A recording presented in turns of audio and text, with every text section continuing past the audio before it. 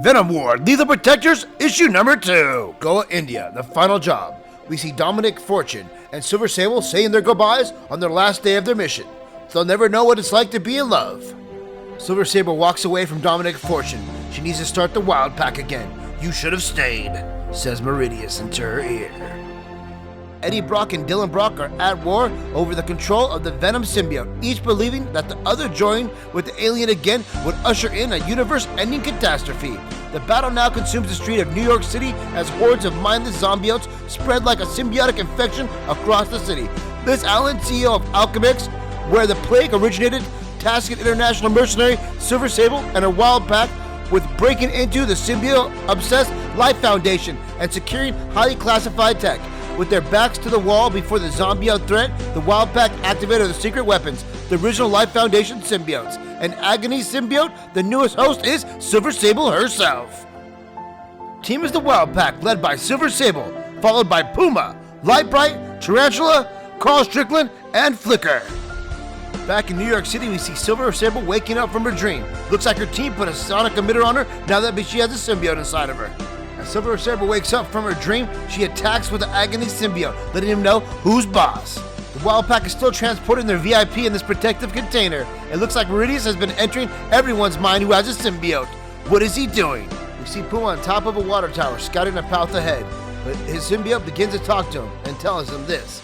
You must tell the others about the traitor among us before it is too late. Puma. Lasher / Tarantula has come up to the water tower to ask Puma why he's up here by himself, and he lets her know he's here to ponder the reason why Meridius is in all of their brains, and he knows why. He knows what's in that tank, and he knows what he's going to try to do to stop them from using it. But what he doesn't know is the person who's coming up on them right now. It's the Scorpion. He's looking for help. He's been chased down by a pack of zombiotes and wants the Wild Pack to get him out of here. Wild Pack sees that he's been chased by this freaking pack of zombies. And now they activate their symbiotes. And Scorpion is like, what the heck? Everyone's got symbiotes? How does he know if they're infected? They said they're not. But Scorpion gets bit by a zombiote and is infected. Arrgh! Puma / the Riot symbiote calls out to the rest of the team, telling them they need to get to higher ground as they move up to the side of the building. The Silver symbiote commands Tarantula to grab the container as they go up the building as the enemy zombiotes close in on their position.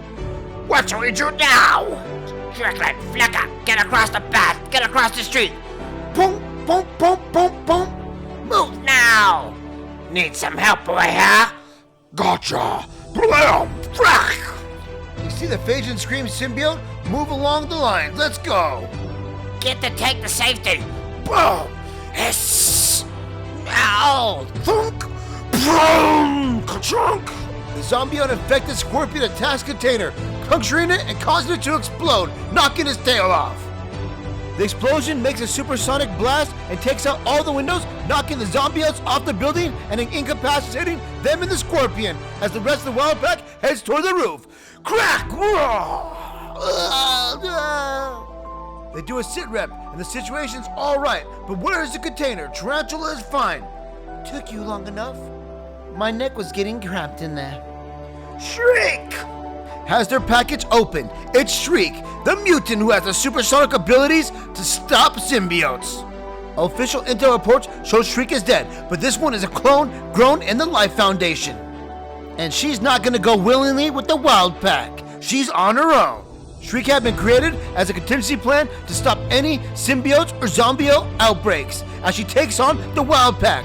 She takes out the symbiotes with her sonic blasts, but she leaves Tarantula unaffected and she's able to knock her out. They were just lucky that Shriek is a psycho and she was getting her bearings. If she was ready, it might have been a different situation. Silver Sable informs the team it's time for the next phase of their mission. They need to get outside of the city and she knows just who to call for a favor. The Mississippi Queen.